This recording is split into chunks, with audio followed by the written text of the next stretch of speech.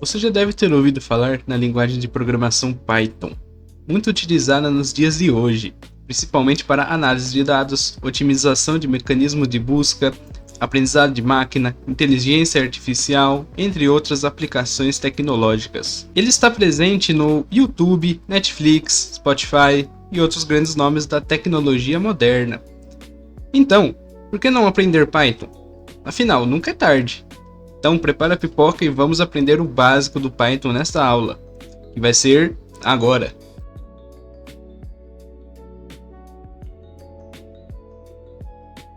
Bom, antes de começarmos, você deve estar se perguntando por que eu tenho que aprender Python. Além do que eu já falei aqui, Python é uma linguagem simples de se escrever e entender. Então ele tem a sintaxe, que seria a escrita da linguagem, bem mais simples do que outras, como por exemplo o Java e o C. Muito bem, então temos aqui separados em partes, são 7 partes que iremos abordar hoje.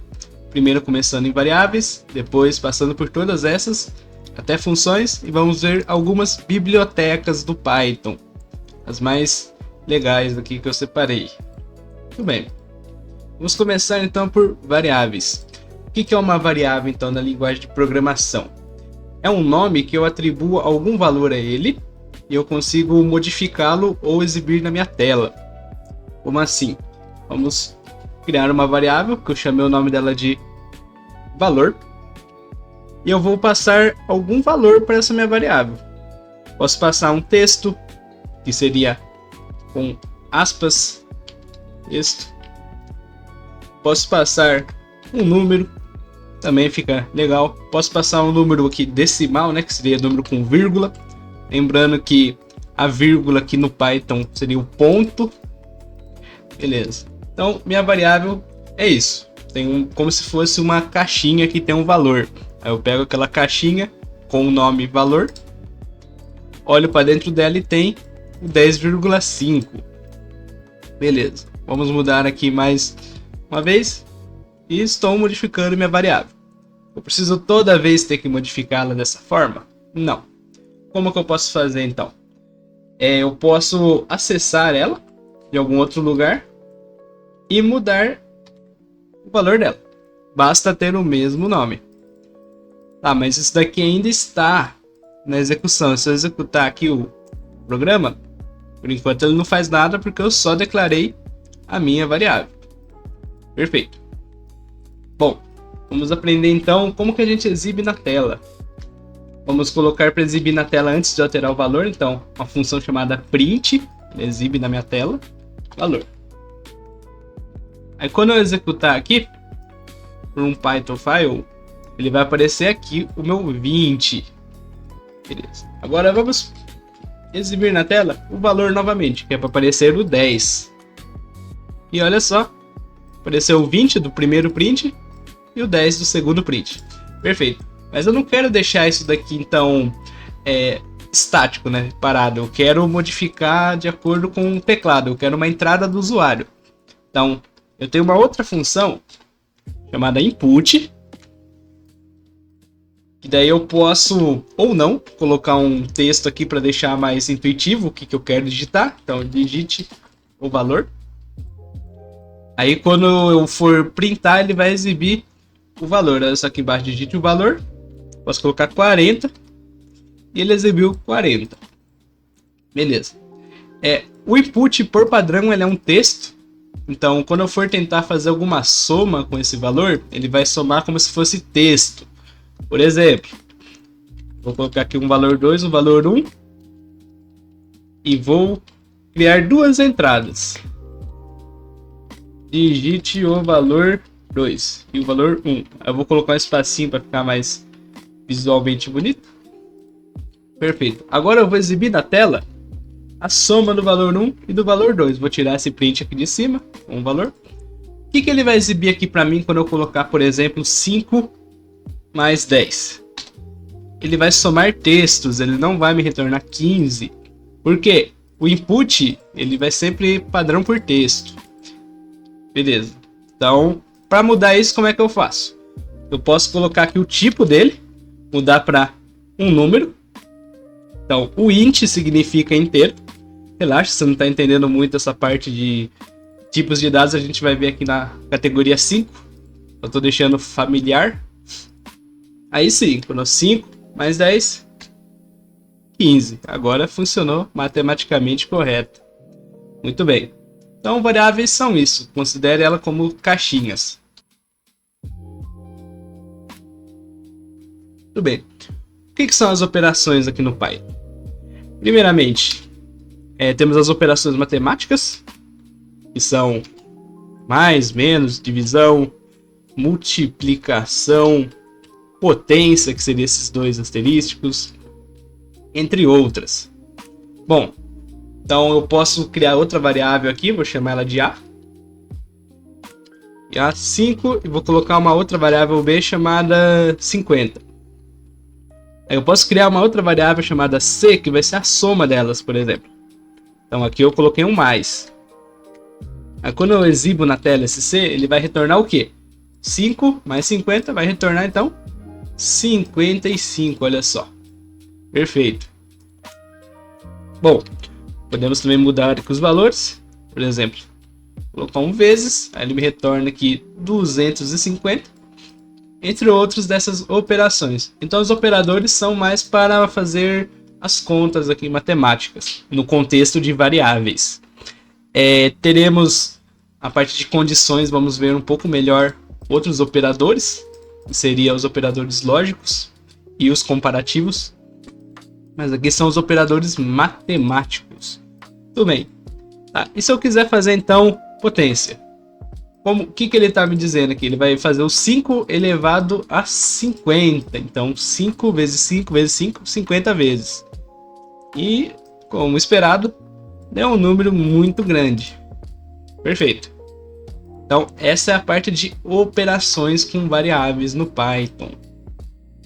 Uma outra coisa interessante também aqui do Python, com relação a operadores, é uma biblioteca chamada MAT, de matemática. Então a gente importa essa biblioteca e daí a gente pode utilizar os módulos dela, suas funções. Vamos lá então, eu vou chamar uma função aqui, seria de raiz quadrada. Então eu vou pegar a raiz quadrada da minha variável A, que está 5, eu vou mudar então para 16 para dar um número inteiro.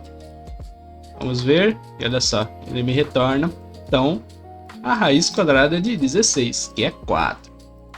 Perfeito. Então essa daqui fica como uma biblioteca de bônus. Ela tem outras funções legais matemáticas. Outro operador também não menos importante é o módulo, que seria porcentagem. Para que ele serve? Ele retorna o resto da divisão. Por exemplo, eu vou atribuir aqui o resto da divisão quando eu dividir A por B. Eu vou colocar aqui que A é 11 e B é 2. Então, quando eu divido 11 por 2 dá 5,5. Ou seja, isso dá resto 1. Vamos executar. Resto 1. Muito bem. E se A for par?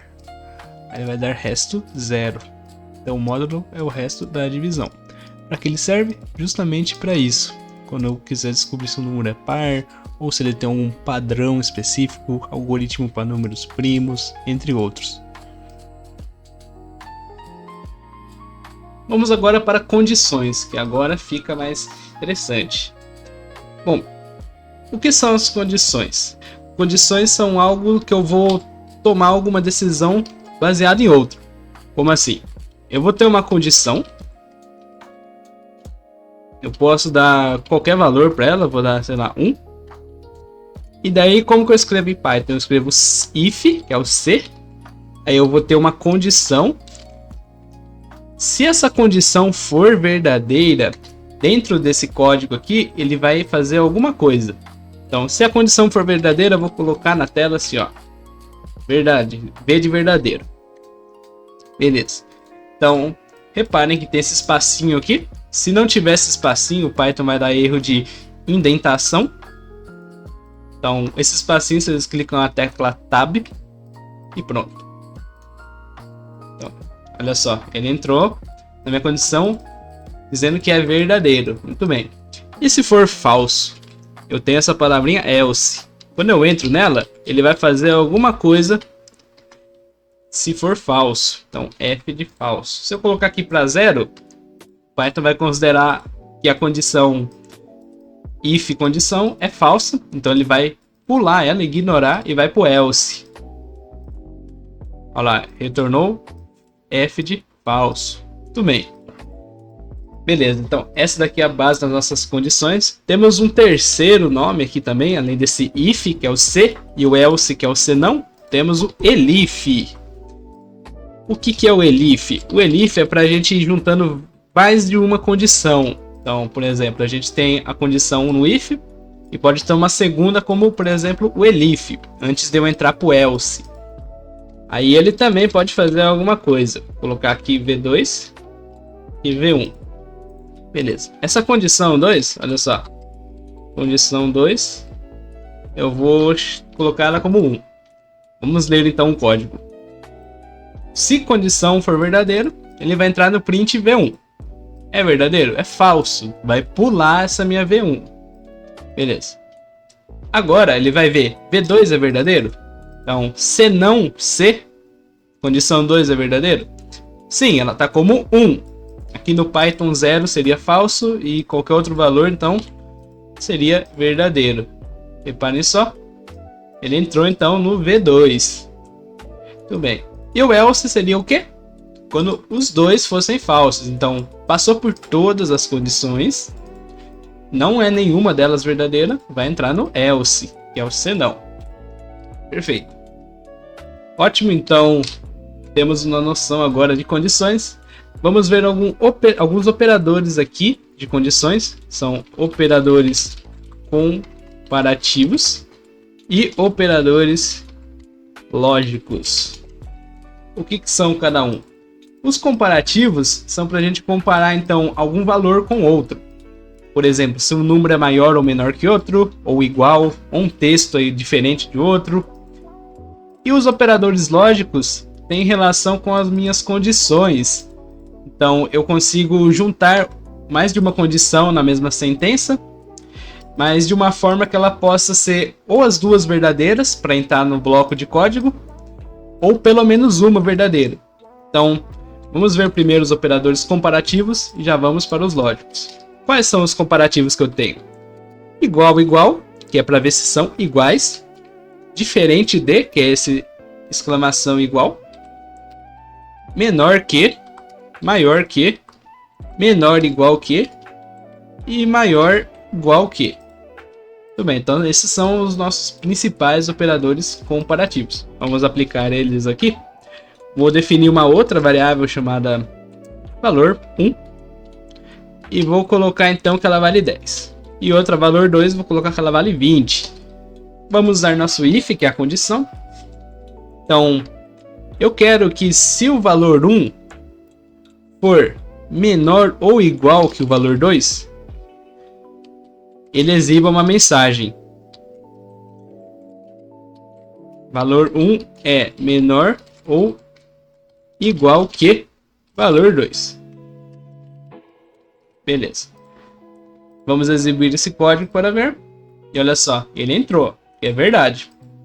Ótimo. Vou colocar um else. Print. Então, entrou no else. A gente vai acabar mudando essas condições aqui. Muito bem. Então, o operador comparativo viu 10 é menor ou igual a 20. Verdade. Aí ele entrou. Muito bem. Mas se eu mudar assim, 10 é maior ou igual a 20? Não é. 10 é menor. Então, entrou no else. Esse V2 é daqui de cima. Então, para comentar, vocês podem estar colocando hashtags ou 6 apóstrofos. E daí ele comenta em várias linhas. E o hashtag comenta em uma linha só. Perfeito. Qual outro a gente pode usar aqui então? Vamos ver se eles são iguais. Eles são iguais? Não são. 10 é diferente de 20. Entrou no else. Eles são diferentes? Eles são diferentes. Então eu estou vendo se 10 é diferente de 20. Verdade. Valor 1. Aí nesse caso eu tenho que mudar aqui, né? Vamos mudar então para entrou no if, porque a gente está alternando tudo aqui. Então ele entrou no if, porque 10 é diferente de 20. Perfeito. Esse outro menor e maior que, ele serve então para eu comparar se fosse assim, ó. Então 10 é maior que 20, entrou no else. Não. Vou colocar que os dois são 20. 20 é maior que 20? Não é. Por quê? 20 é igual a 20. Por isso que tem essa diferença desse igual no segundo. Ele é como se fosse incluir esse número. Aí sim ele entra no if, olha só. Muito bem. Bom, vamos ver agora então os operadores lógicos.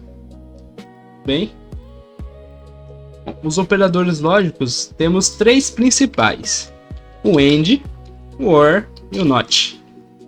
Vamos ver o que eles fazem na prática. Eu vou comentar isso daqui também. Beleza? Vou criar então um V1, seria de valor aqui, uma abreviação. Vou colocar que ele vale 10 também. Um V2, vou colocar que ele vale 50. Vamos usar nossas condições. Agora eu quero fazer um pouco diferente. Eu quero ver se o V1 é menor que V2 e V2 é igual a 50. O que eu estou fazendo aqui? Aí eu vou colocar uma ação. If. O que eu estou fazendo aqui? Eu estou analisando duas condições para entrar no meu if. Mas quando que ele vai entrar no meu if? Quando as duas forem verdadeiras. Obrigatoriamente as duas. Então, 10 é menor que 50? Sim. E V2 é igual a 50? Então, 50 é igual a 50? Sim. Então, entrou no if aqui. If. Perfeito. Bom, posso ter mais de uma? Mais de um AND? Posso. Posso ter vários ANDs. Vou colocar se V1 for igual a 10. Continua tudo sendo verdadeiro. Ou seja, para qualquer quantidade que eu tiver aqui de sentenças, vou chamar cada uma dessas aqui de sentença, todas têm que ser verdadeiras. Perfeito. Então, veja só. Entrou no if. Se pelo menos uma for falso, eu quero dizer que o meu V1 é diferente de 10. 10 é diferente de 10? Falso. Ele nem entra, não vai exibir nada. Perfeito. Muito bem, então o AND, todos têm que ser verdadeiros. Beleza. Mas e o OR? O OR então vai ter uma pequena diferença. O OR ele é o seguinte. Vou apagar esse if aqui. Eu vou colocar então outra sentença assim. V1 igual a 10 ou V2 igual a 1000. O OR, pelo menos um tem que ser verdadeiro. Então, pelo menos um verdadeiro. Para ele entrar no meu if. Isso significa V1 é igual a 10? Sim. Ou V2 é igual a 1000? Não. Mas a primeira não é verdadeira? Então ele vai entrar de qualquer forma. Perfeito. Posso ter mais de um OR? Posso. Aí eu posso colocar qualquer outra coisa aqui. Posso colocar tudo falso, que ele vai continuar entrando na minha condição. Por quê? Pelo menos um é verdadeiro. Perfeito. Muito bem. E o NOT? O que o NOT faz? NOT inverte o valor. Não sei se vocês perceberam, mas esse if e else, if, enfim, eles todos usam o princípio de verdadeiro ou falso. Então, eu posso estar trabalhando com número, posso estar trabalhando com texto, qualquer outro tipo de dado. Ele vai trabalhar com verdadeiro ou falso. Por quê? Porque eu estou comparando aqui se esse valor é igual a outro. Então, esse valor é igual a outro, só pode ter duas respostas possíveis. Ou ele é, ou ele não é. Perfeito. Onde que entra o NOT nessa história? Se minha condição tiver um valor verdadeiro, o NOT vai deixar ela falso. E se tiver um valor falso, o NOT vai deixar verdadeiro. Vejam só. V1 é igual a 10, certo? Só colocar um else para ficar mais visual. Eu coloco um print aqui, else. Tudo bem. V1 é igual a 10. Então ele vai entrar no if. Entrou no if, beleza. Mas eu vou colocar um NOT antes. NOT. O que o NOT faz? Ele inverte. Então ele vai pegar o valor do V1, que é verdadeiro, e vai deixar false. Se for false, ele entra no if? Não entra, ele vai pro else. Beleza, vamos inverter a história. Vou colocar então que V1 é maior que 10. 10 é maior que 10? Falso. Aí o not vai deixar o falso verdadeiro. Então, se for verdadeiro, ele entra onde? No if. Então, os operadores lógicos são bem importantes. Dá para construir coisas bem mais grandiosas com eles. Muito bem. Agora, então, vamos para os loops, que são nossos laços de repetição. Em Python temos dois principais, que é o loop while, que é o enquanto, e o loop for, que é o para. Vamos começar pelo while. While a gente declara ele assim. Então começa enquanto uma condição for verdadeira, ele é basicamente um if que fica se repetindo até aquela condição ser falsa. Então eu posso colocar uma condição aqui, ó. Condição vai ser igual a 10. Enquanto a condição, que é meu 10, for menor que 50, eu coloco os dois pontos aqui, indento também. Tudo bem. Agora ele vai continuar executando aqui até essa condição for menor que 50. Aí, vou colocar assim, condição número... Por que eu coloquei dessa forma? Porque eu quero exibir na minha tela o seguinte: ele vai repetir sempre esse while enquanto for menor que 50. Aí eu quero exibir qual condição eu estou, certo? Aí eu vou sempre adicionando um, vou incrementar um aqui. Eu posso fazer dessa forma ou dessa forma. Os matemáticos não devem gostar disso, mas essa forma que eu somo 1 ao meu número. Por que eu tenho que somar 1? Porque se eu não somar 1 aqui, o 10 vai ser sempre menor que 50. E isso vai entrar num loop infinito. E aí só para quando estourar a memória aqui. Tudo bem. Então vamos executar e veja só. Ele printou então de 10 até 49, que é quando a condição era menor que 50. Muito bem. Agora, alguns truques aqui dentro dos loops. Isso vale para qualquer um desses dois loops. Temos algumas palavrinhas-chave aqui, que são break, continue e o pass. Muito bem. O que o break ele faz? O break ele serve para a gente conseguir parar o loop na hora. Então eu posso interromper o meu loop ali na hora. Muito bem. Então como que eu faço isso? Eu posso criar uma condição dentro do loop. Então se for igual a 15, eu quero que o loop se quebre. Então ele vai chegar até onde aqui? Ele vai chegar até o meu número 14. Por quê? Porque ele está aqui no 14, aí ele printou o 14, certo? Somou 1, virou 15, aí ele compara. 15 é igual a 15? Sim, verdadeiro.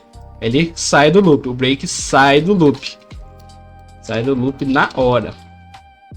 E o continue? Continue pula iteração. O que é uma iteração? É cada vez que o loop se repete. Aqui eu não tenho... a cada repetição ele exibe na tela condição número, o número da condição, soma 1 e compara. Então toda vez ele faz isso, é uma iteração. Ele vai fazer de novo, são duas iterações. Até minhas N iterações. Perfeito, então vamos fazer o seguinte. Eu vou colocar mais para cima isso daqui, porque daí vai servir da seguinte forma. Eu coloco a condição também aqui dentro. Algo desse tipo. Por quê? E daí quando ele chegar no 15, ele vai então exibir aqui o meu número, 14. Aí mais 1, aí virou 15. Aí ele vai virar para 16 e vai continuar. Então, em tese, é para ele não exibir o 15. Veja só, ele não exibiu o 15. Porque o contínuo ele pula a iteração. Ele pula aquela vez que está se repetindo. Se eu não colocasse essa condição mais 1, ele ia entrar no loop infinito de novo. Porque ia virar 15 aqui, ia repetir, é igual a 15, então pula. Ia repetir, ia continuar sendo igual a 15. Loop infinito. Muito bem. E o pass? O pass, ele serve para ignorar o que está no meu trecho de código. Como assim? Eu posso colocar o pass e ele serve para quê? Não serve para nada. Literalmente. Ou seja, se eu não escrevi ainda minha função, para não dar problema, porque o Python vai reclamar se tiver vazio, olha só. Para não dar problema quando você estiver executando em produção, use o pass. Você pode usar ele para ignorar simplesmente aqui. Então, ele vai ver esse trecho aqui para não dar erro, ele vai passar. Isso serve também para if, isso serve para for, isso serve para várias estruturas desse tipo aqui que tem indentação. Perfeito. Bom, vamos voltar aqui o tópico dos loops. Beleza. Vamos ver agora o for. Então, o loop for ele é um pouquinho diferente. Eu posso criar aqui uma variável, vou chamar ela de i, e eu vou fazer isso daqui, ó. Enquanto o i estiver no alcance desses números aqui, olha só, vou ter 3 números, eu vou explicar cada um deles agora. Só montar aqui a sentença. Print i, beleza. O que são esses 3 números que eu vou colocar? O a vai ser o valor inicial do meu i. Então, ao invés de eu fazer assim, ó, eu posso colocar o valor inicial dele aqui dentro. Vamos definir o valor inicial dele como 5. O b, ele serve para até onde esse número vai. Como assim? O meu i não começa em 5? Ele tem que parar em algum momento. E ele para quando chega no b. Só que tem um detalhe, não é inclusivo. Como assim? Se eu for colocar 10, o que ele vai fazer aqui? Por padrão ele sempre soma 1. Então ele vai de 5, 6, 7, 8 e 9. Ele não vai executar quando chegar no 10. Ele é exclusivo. Muito bem. E o C então, ele é um parâmetro opcional, assim como o A. Que se eu não deixar inicializado ele começa em 0. Beleza. E o C então é um incremento ou decremento. Então, se eu fizer assim, olha só, começa em 5 e a cada vez que itera, né, cada iteração que ele vai subtraindo 5, enquanto ele for menor que 10, ou seja, ele não chegou no 10. Isso daqui vai dar o quê? Um loop infinito também, porque eu vou estar sempre subtraindo. O ideal, então, para não dar esse problema, colocar aqui um valor, vou colocar 2. Olha só, aí ele vai executar aqui o meu 5, aí ele pulou 2, 7, pulou 2, 9. Se eu colocar então 4, ele vai dar 4, 6, 8 e não vai dar o 10. Por quê? 10 é exclusivo, não chega nele. Se eu não deixar o terceiro parâmetro, ele vai de enquanto em quanto. O padrão é 1. 1 e 1. Beleza. Se eu não colocar aqui então o primeiro parâmetro, se deixar só o do meio, que é até onde ele vai chegar, ele começa em 0. Então aqui ele passou quantas vezes? Exatamente 10, porque começa no 0 e vai até o 9. Então aqui ele é algo mais preciso. Muito bem. Vamos mudar um pouco a forma que está aqui. Pintando o for. Eu posso colocar dessa forma também. O que isso daqui faz? Eu não estou querendo usar uma variável aqui, porque para mim nesse caso não vai servir para nada. Eu quero só exibir a quantidade de vezes na tela, que nesse caso é 10. Eu posso colocar esse underline. Perfeito. Loop for, mesmas ideias aqui do break, contínuo e pass. Funciona da mesma forma. Bem, então olha só. Vamos colocar assim. Aí ele só ignorou meu for. Perfeito. Então, de loops é algo que fica um pouco mais demoradinho, mas vamos para os tipos de dados agora. Tipos de dados, eu tenho uma estrutura montada aqui para explicação. Ele vai ter bastante associação com as variáveis, porque uma variável ela tem que ter um valor, e esse valor é um tipo de dado. Beleza. Então eu tenho várias variáveis aqui, veja só. Vamos começar aqui de cima. Uma variável chamada idade. Variável idade, normalmente a gente fala em anos, então ela tem que ser um número inteiro. Como que o Python entende isso aqui dentro no compilador? Que é um int. Tudo bem. Se você quiser visualizar isso, o que você faz? Você tem uma outra funçãozinha. Chamada type. O type ele vai pegar o tipo de dado da sua função ou variável. Tudo bem. Então veja só. Quando eu executo, é a primeira linha aqui. Ele pega que a classe da minha variável idade é inteiro. Perfeito. Então o type é muito interessante por causa disso. Dá pra gente comparar algumas coisinhas aí. Perfeito. Segundo tipo de dado. Float. O que o float é? É um número decimal. Por exemplo, moedas, altura, peso, são tudo números decimais, que é nosso float. O int é inteiro, o float é decimal. Perfeito. Então esses são os mais usuais de números, que a gente mais vai usar. E esse terceiro aqui, por curiosidade, é de números complexos. Isso daqui já envolve mais a matemática, conjunto de números complexos. Então, eu coloco uma parte real aqui, meu 3, e uma parte imaginária, que normalmente é nosso i. Nesse caso aqui virou um j. Daí, quando eu coloco, então, para printar esse type da nossa variável posição, ele vai me dar que é um complexo. Olha só. Essa aqui é uma curiosidade, acredito que quem já programa em Python não conhecia também. Tudo bem, interessante. Bom, o próximo tipo de dado aqui também muito usual é uma string. Então, string. O que é uma string? É um texto. Tudo bem, então tem uma string aqui, um nome, por exemplo, uma string é um nome. Tudo bem. Temos outra que é o bool, que seria o meu boolean. O que é o boolean? É um tipo de dado que só assume um valor entre dois, que seria verdadeiro ou falso. No caso aqui do Python, true or false. Então eu só consigo um desses dois valores. Onde eles são muito utilizados? No próprio if else, né? Que a gente precisa deles. A gente pode usar qualquer outro tipos de dados aqui, mas no fundo, lembra que ele vai estar usando um true ou false. Então o boolean está muito presente aí. Tudo bem. Então, um exemplo aqui prático, se o usuário está logado no sistema, eu só quero saber se ele está ou não está, quais são os resultados possíveis. Ou ele está, ou ele não está. Então, é um ou outro. Beleza. Uma outra curiosidade, mas também o nulo aqui, caso eu não queira declarar uma variável que não tenha nenhum valor, então declarar uma variável que não tenha nenhum valor, ela tem nulo.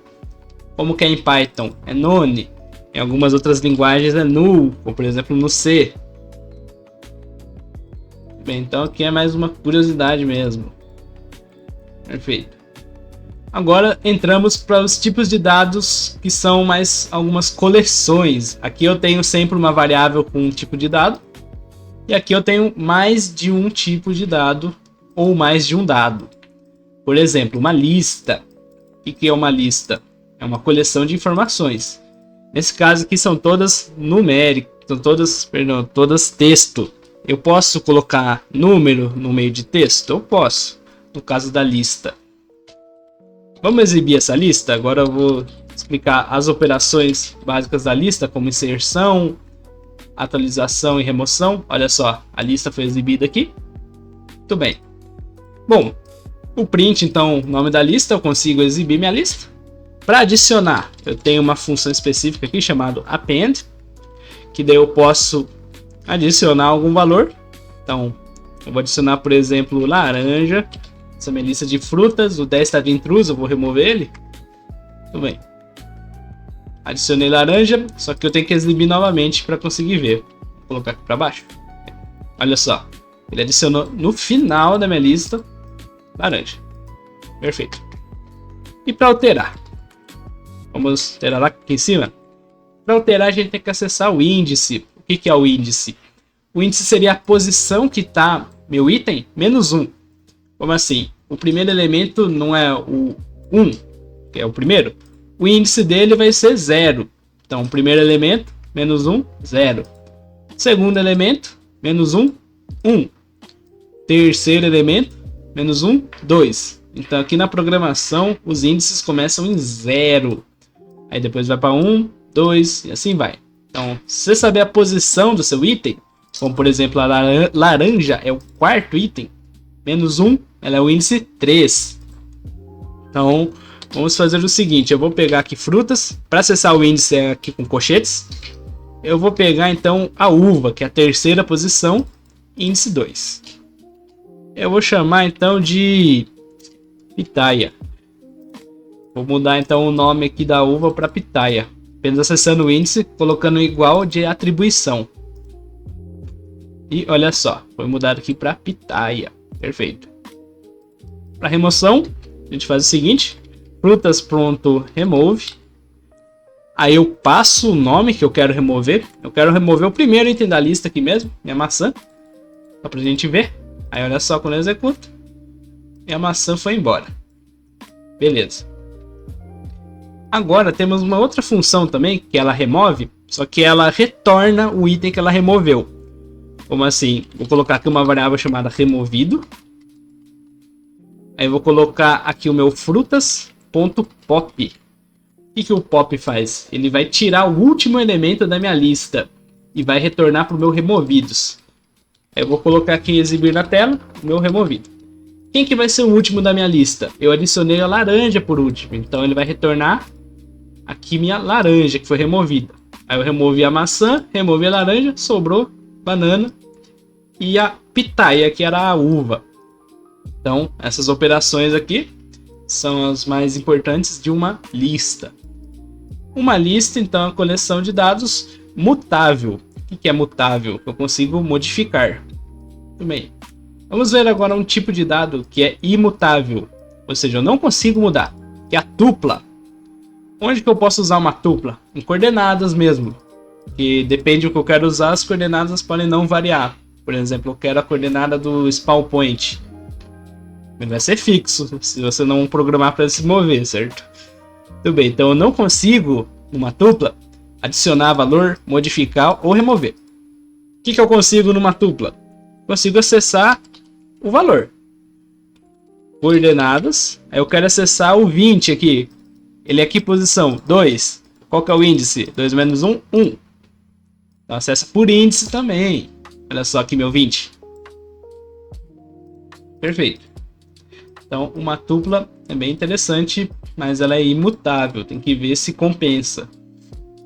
Perfeito. Vamos agora para o dicionário. O dicionário também é uma coleção de dados, só que ao invés de ter índices aqui propriamente ditos, ele tem como se fosse uma chave. Então, olha só, nome, é uma chave aqui, aí ela está recebendo o valor de Brunello BR. Aí eu coloco uma vírgula, que é outro dado agora, uma chave curso, está recebendo o valor de programação. Olha só, e daí eu executo aqui um print desse meu dicionário. Olha o que ele retorna aqui, dicionário completo. Beleza. Como que eu acesso um específico aqui, um tipo específico de dado aqui dentro do meu dicionário? Posso fazer o seguinte, eu pego aqui minha variável de dicionário aluno, vou acessar pela chave. Aí eu vou exibir o que está na minha chave curso, que é programação. Olha só, exibiu aqui programação. E para eu alterar, como que eu faço? Posso colocar aqui, ó, vou alterar o nome, acessando a chave também, e vou mudar para um outro nome qualquer. Tudo bem? Aí aqui abaixo eu exibo o dicionário de novo, né? Olha só, ele mudou o nome para João. Perfeito. E para deletar, eu uso uma palavrinha chamada del, o aluno, que é a minha variável dicionário, e minha chave. O que eu estou fazendo? Eu estou retirando essa minha chave curso. Então vai sumir o curso e vai sumir a programação. Olha só. Nome João. Cadê o curso? Eu removi. Então, consigo fazer isso. Tudo bem, então exibimos, alteramos, deletamos. Falta inserir. Vamos inserir agora. Posso colocar assim, ó, aluno. e eu vou criar uma outra chave. Vou colocar, por exemplo, idade. Aí eu coloco aqui algum valor de idade. Olha só o que acontece. Aí ele criou uma chave no meu dicionário chamada idade com o valor que eu atribuí, 90. Então eu consigo misturar dados aqui também. Não tem aquela coisa do C ou Java que eu preciso definir certinho o que é o tipo de dado. O Python ele induz. Beleza. Tudo bem, então esses são os principais tipos de dados aqui do Python. Temos um outro aqui de curiosidade que são os conjuntos, que é o nosso set. Lembrando que essas palavras que estão abreviadas em inglês são resultados daquela funçãozinha type. Então, se eu colocar type e minha variável, ele vai retornar isso. Que nem aqui ele retorna nenhum set. Perfeito. O que é então um conjunto? Ele é como se fosse uma lista, só que ele não aceita duplicatas. Então, veja bem, eu vou exibir aqui. Olha só, eu tenho então dois valores duplicados aqui, 2, 101. Aí quando eu exibo aqui o 101, fica uma vez só. Isso já é a primeira definição aqui do nosso conjunto. Em um conjunto também da matemática, a gente consegue fazer algumas operações, como união e interseção. O que é a união? A união é quando eu junto, então, dois valores conjuntos, que sejam, aqui, por exemplo, conjunto A, eu vou somar com o conjunto B, desde que não haja repetição. Veja só, usando essa barrinha simples aqui, o nosso pipe. Então, aí quando eu exibo aqui, quais valores eu tenho? 10, 20, 30, 15, 30 de novo, 45. Olha só como ele faz aqui para mim. Ele exibe todos esses daqui. Perfeito. Repare que está fora de ordem. É por causa que esse união ele não vê como um número em si, ele vê como um endereço de memória. Para a gente ordenar, a gente vai usar uma função chamada sorted. E aí ele vai transformar também numa lista, mas ele ordena. Perfeito. Então essa é a união. Então todos os valores juntos e sem duplicados. Interseção, eu vou ver então valores entre dois conjuntos e vou ver quais são iguais. Olhando aqui, quais são iguais? O 60 e o 90. Aí eu uso esse E comercial uma vez só. Aí quando eu executo, olha só, 90, 60. Tudo bem. Para quiser ordenar também, sorted. Eu venho aqui e pronto. Transforma numa lista, mas ordena. Muito bem. Então, essa daqui é a base dos tipos de dados. São muito importantes aqui para a gente saber como a gente vai trabalhar e estruturar um projeto. Perfeito. Vamos ver agora então funções. O que é uma função aqui no Python? A gente começa criando ela com essa palavrinha def, de defini-la, ou define. Aí eu posso criar aqui função. Aí a função, elas têm várias utilidades. A gente pode criar ela para tanto evitar repetir muito código. Por exemplo, eu vou usar um mesmo código mudando uma coisinha ou outra, que dá para ser passado por parâmetros. Aí eu crio uma função e evito ter que repetir muito. Então, e também ela pode ser bem personalizável com esses parâmetros. Vamos dar um exemplo aqui. Eu vou criar aqui então uma função chamada saudação e ela vai exibir na tela olá. Quando eu executo, ele não faz nada. Por quê? Eu só criei a função, eu não chamei. Para chamar, eu preciso fazer assim, ó, saudação e esses parênteses, abre e fecha parênteses. Aí ele vai executar a minha função, ele vai parar o código aqui, vai ver quem que é essa função saudação e vai executar o que está nela. Que nesse caso é print olá. Beleza.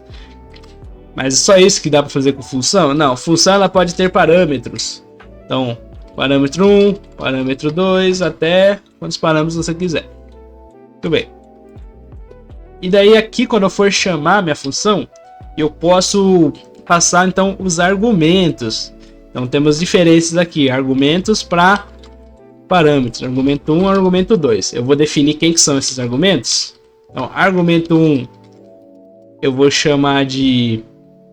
argumento 1 eu vou chamar de 100 e argumento 2, 200. Aí esses parâmetros aqui eu vou fazer ele me retornar o seguinte. a soma, vou colocar esse f aqui antes, que ele permite eu colocar variáveis dentro. A soma é, eu posso colocar assim, ó, parâmetro 1 mais parâmetro 2. Aí olha só, 100 mais 200, 300. Então eu fiz aqui uma função de soma. Tudo bem, só trocar o nome para ficar intuitivo. E é isso. Então uma função, ela é como se fosse uma receitinha de bolo. Eu passo os ingredientes e ela me retorna alguma coisa. Bom, nesse caso aqui ela propriamente dita não está me retornando nada.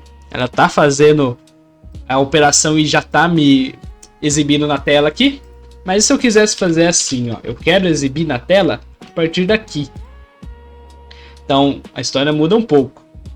Vou fazer o que? Eu vou usar uma palavra chamada return, e ela vai me retornar esse valor. Olha só, então parâmetro 1 mais parâmetro 2, aí ele vai retornar aqui, vai trocar essa função pelo retorno, que vai dar 300, e vai exibir na tela 300. Perfeito. Se eu quisesse escrever completinho que nem tava, print, ele tava assim, né? A soma é, então aí ele tava assim. Eu só ir lá pro finalzinho. Perfeito. Aí veja só, a soma é 300. Coloquei esse f, aí eu coloco minha variável ou operação, que não é um texto nesse caso, entre chaves. Tudo bem. Bom, uma outra coisa também muito interessante aqui é que, ao invés de eu passar então os parâmetros em si, a quantidade, né, que nesse caso são 2, eu posso passar o seguinte, eu posso passar assim, ó, parâmetros. O que isso daqui significa, esse asterisco parâmetros? Ele vai ser um valor variável de parâmetros, ou seja, eu posso passar quantos parâmetros eu quiser. Isso é muito interessante, principalmente para a função de soma. Eu utilizo essa outra função chamada sum, e daí eu vou passar então aqui o meu parâmetro. Assim, olha só, parâmetros. Nesse caso eu coloquei no plural, muito bem. Aí aqui no caso está 2, ele vai me retornar 300. Mas e se eu quiser colocar mais? Colocar 200, aí 500, aqui é para ele me retornar 1000 então. Ele retorna 1000. Então, essa função aqui então ela serve para ter mais de um parâmetro, parâmetros variáveis no caso. Então basta usar asterisco. Tudo bem. Muito interessante essa daqui.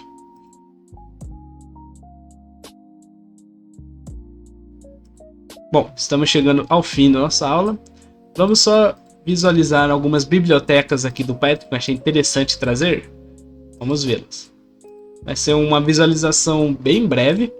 Primeira biblioteca, a Turtle. O que a Turtle é? É uma biblioteca aqui gráfica do Python que ela faz desenhinhos. Veja só. Então eu consigo executar esse código e ele abre uma janelinha com o meu desenho. Olha só que legal. Muito bem. Só tem um detalhe. Para quando eu for então aqui importar, eu preciso usar o seguinte aqui no meu terminal. Preciso usar esse daqui, ó, pip install e o nome da biblioteca. Então eu posso colocar aqui Turtle, apago esse nome da biblioteca, coloco Turtle. Vou colocar aqui embaixo, isso daqui vai ser importante para todos. Vou colocar aqui na biblioteca mesmo. Então, quando vocês forem acessar esse material, lembre-se de instalar caso vocês não tenham. Muito bem. Então a Turtle ela desenha aqui na tela. Eu posso mudar algumas coisas aqui, como o formato dela. Posso deixar ela como tartaruga mesmo, que aqui nesse caso está como setinha. Tudo bem, olha só. Posso modificar a velocidade, posição, grossura da caneta, cor, fazer desenhos diferentes. Então ela é como se fosse um desenho mesmo, né? Eu posso programar aqui para ela fazer desenhos. Nesse caso aqui eu fiz ela desenhar um quadradinho, então coloquei num loop aqui para ela sempre andar 100 pixels para frente e rodar 90 graus para a esquerda. E ela faz isso 4 vezes, então ela faz um quadrado. Perfeito. Algumas informações só básicas aqui para ela ir para trás, backward. Aí eu coloco o meu valor aqui. E para ela virar para direita, right. Aí o valor também. Muito bem. Então essa é uma biblioteca interessante. Vou botar aqui o 100. Beleza. Vamos ver uma outra também. Essa daqui é a biblioteca Random. O que a biblioteca Random faz? Pelo próprio nome dela, ela escolhe algo aleatório. Tudo bem, então trouxe duas aplicações aqui. Então temos opções aqui em uma lista, pedra, papel, tesoura, famoso joguinho. E daí a escolha do computador, ele vai pegar algum desses itens e vai escrever aqui na tela, a partir desse print. Como que ele faz isso? Random.choice, aí opções, e ele traz aqui o meu valor. Veja só. Nesse caso aqui ele escolheu então pedra. Eu posso executar de novo, ele vai sempre aleatório. Aí tesoura, papel, pode ir executando, vai ser sempre diferente. Beleza. Sempre aleatório. Então uma das aplicações é o random.choice. Outra aplicação aqui também é random.runInt. O que esse daqui faz? Ele vai escolher um número entre esse valor, o primeiro valor e o segundo, incluindo eles. Então ele pode escolher o número entre 1 e 10, sendo o próprio 1 ou sendo o próprio 10. O que isso é importante? Eu posso, associando aqui ao turtle, eu posso colocar algum valor aleatório para a tartaruga andar. Tudo bem. Então veja só, aí ele escolheu aqui aleatoriamente o valor 10, aqui o 8, e assim vai. Então o random é muito interessante. Terceira biblioteca muito boa também é o Time. O Time, então, além de outras funcionalidades, ele serve principalmente para dar um delay, que é um atraso aqui no código. Veja só, vou executar esse código que fala Oi novato, aí ele espera 5 segundos e imprime outra mensagem. Para que eu posso usar isso? Questionários, por exemplo, jogos. Oi novato, como vai? Ou até mesmo para esperar alguma coisa que ele precise. Muito bem, então esse time.sleep e os segundos. Ele espera essa quantidade de delay. Muito bem. Por último, uma biblioteca bem interessante aqui também. Essa é Tincter. Ela serve para então fazer programação aqui em parte gráfica. Por exemplo, aplicativos, desktop mesmo. Então, bem interessante aqui. Eu só cliquei no botão, ele mudou para Olá Mundo. Como que ele fez isso? Então, aqui eu vim, criei minha janela. Aí eu coloquei aqui um botãozinho. Coloquei nesse caso aqui é o texto, clique no botão abaixo. Aí coloquei o botãozinho, agora sim. Escrito clique aqui. E daí quando eu clico no botão, ele vai mudar o meu label para o texto Olá Mundo. Então vamos ver novamente. Quando eu clicar aqui, Olá Mundo. Então é uma biblioteca muito poderosa aqui. Bom, é isso. Espero que tenham gostado do conteúdo. Caso tenham sugestões ou dúvidas sobre alguma dessas bibliotecas que eu trago aqui, basta comentar aí embaixo. Então, até a próxima. E não esqueça de deixar seu like.